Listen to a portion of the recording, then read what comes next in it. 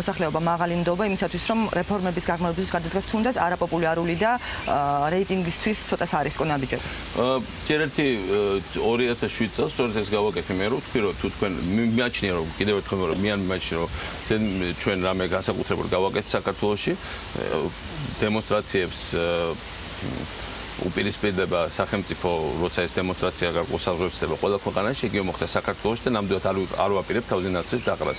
იმ მდგომარეობამდე არ უნდა მისულიყავით როცა საზოგადოება მოხდა ასე რადიკალიზებული და ამაში რა თქმა უნდა პასუხისმგებლობას ამაზე ჩვენ ვწყობთ და მეწყობთ. რა თქმა უნდა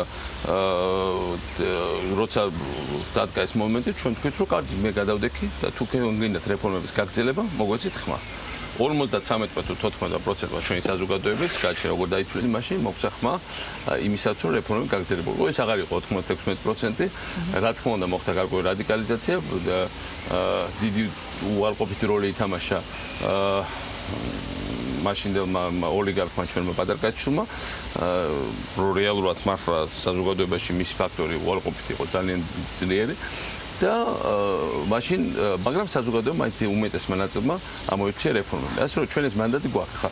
გითხრათ რომ ყველა რეფორმაზე თქვათ რომ ყველა ასპექტი რეფორმის იყო იდეალური, არაფერი არ არის ხელშეუხებელი არც პრეზიდენტი და არც რეფორმები და არც რეფორმების ავტორები. ხა განათლების რეფორმა იყო ძალიან მაგარი წინგანამიჯი მაგარი. ძალიან მნიშვნელოვანი იყო, რაც მოხდა ეროვნული გამოცემის კუთხით. მაგრამ ჩვენ დრო დავკარგეთ ინგლისური შემოღებაზე.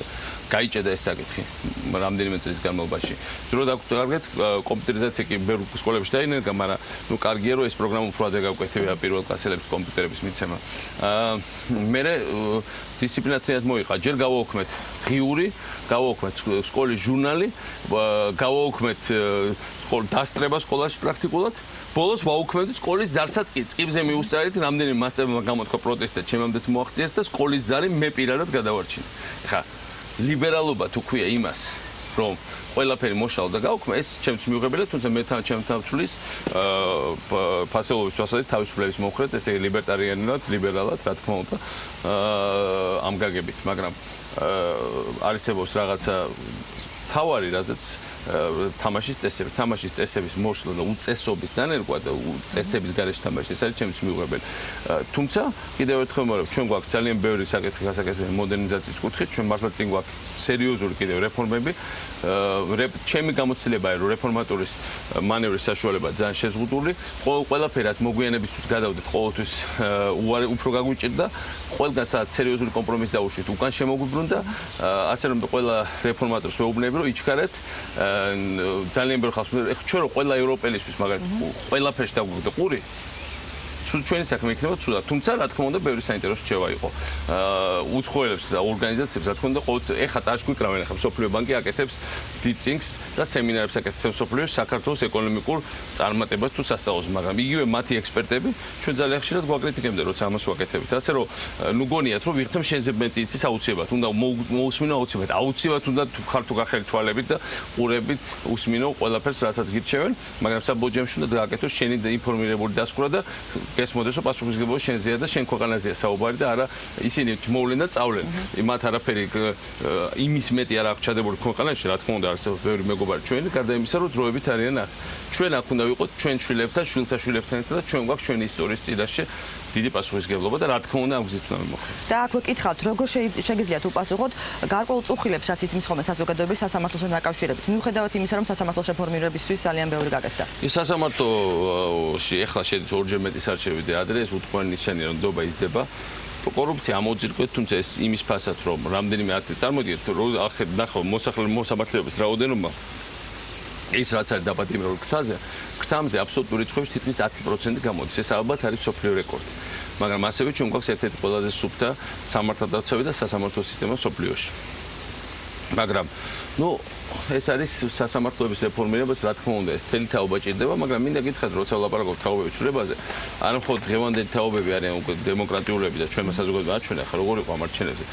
ბოლოს და ბოლოს მოიფიქრეს პარტიებმა, რომ მხოლოდ სააკაშვილის ლანძღვით არჩევნებს ვერ მოიგებ და დაიწყეს სოციალურ თემას ლაპარაკი, მაგრამ ესეც სხვავისებურად გაიგეს და ყველაფერს პირდებოდა ხალხს რისი მათი აზრით მაგ გაგონება უნდა ხალხს დაპირდნენ ჯერ არ მხოლოდ ნახევარფასში წამლეს, მერე უფასო წამლეს, მერე ბოლოს ლამის იქით დაპირდნენ რომ მოდით ფულს გადაგიხდით ოღონდ იმ კურნალით და წამლები წაიღეს. ხალხმა ეს არ ჭამა და არ მიიღო.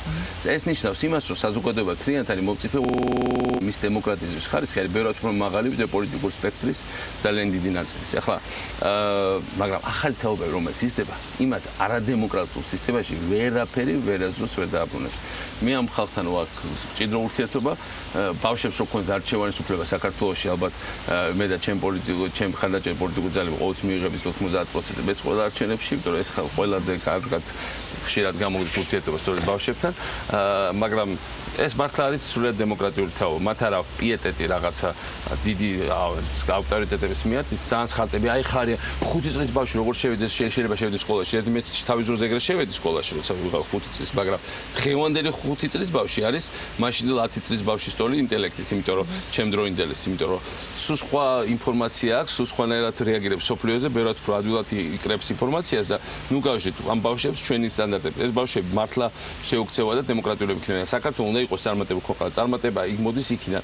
მე დარწმუნებული ვარ პირველ კლასელებს, რომელთაც ჩვენ ვიცით კომპიუტერებს, ვასწავლეთ ინგლისურს, გავხსნით პერსპექტივას სოფლიოში ცხოვრებაში.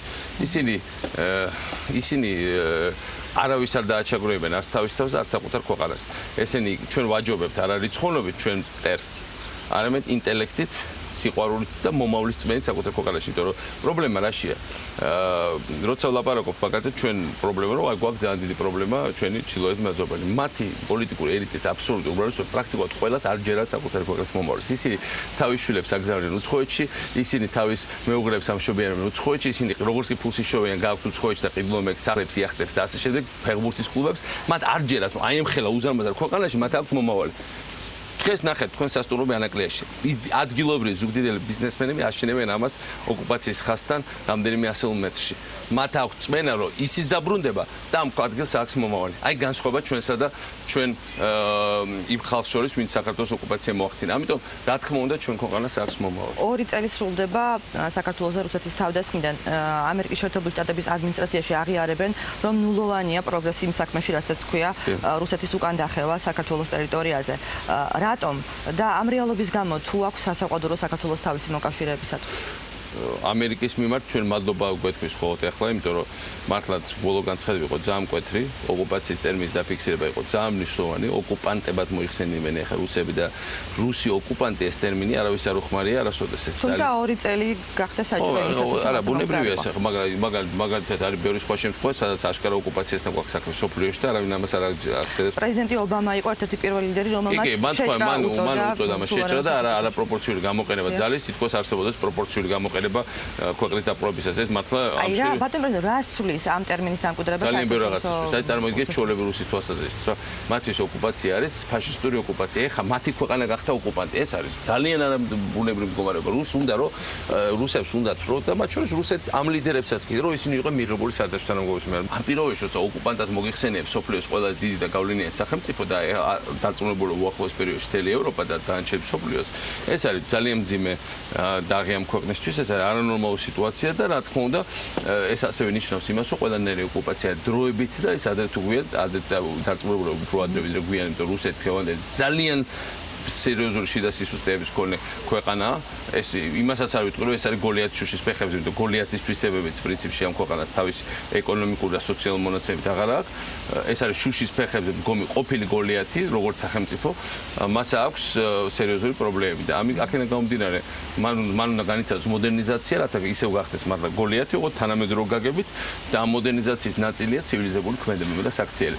ასე რომ მე დარწმუნებული ვარ, რომ ეს იყო ძალიან მნიშვნელოვანი დარღვევა ჩვენთვის უკეთესობის. ასევე თქვენ ცოტა ხნის წინ შეხვდით საფრანგეთში პრეზიდენტ სარკოზის.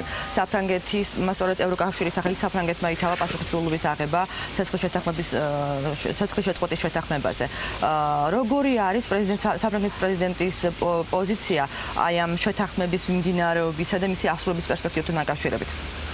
ახლა საფრანგეთი ძალიან გეხმარება თერიქ საკითხებში, განსაკუთრებით ევროკავშირში, იმიტომ ჩვენ გვაქვს ახლა თავისუფალი ვიზებზე მუშაობ და უვიზო მიმოსვლა და უკვე გამარტიებას მოვაწერეთ ხელმოწერით წლის ძალაში შევამ წელს ბოლოს, იმედი 2-3 წელიწადში მაქსიმუმ თავისუფალ მიმოსვლაზე მივაწერთ ევროკავშირთან, თავისუფალ ვაჭრობაზე, ასოცირების ხელშეკრულებაზე, პოლიტიკურ ხელშეკრულებაზე, ამაში ყველაფერში საფრანგეთი ასრულებს ლოკომოტივის როლს. ახლა საფრანგეთის საგარეო მინისტრი აპირებს, რომ 14 ივლისი მათი რევოლუციის დღე აღნიშნოს თბილისში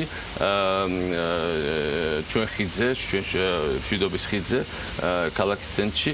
ასე რომ ეს დამნიშნული ჟესტია თავისთავად, საფრანგეთი მართლა ახლა ძალიან დაკავებული საქართველოს. ახლა ის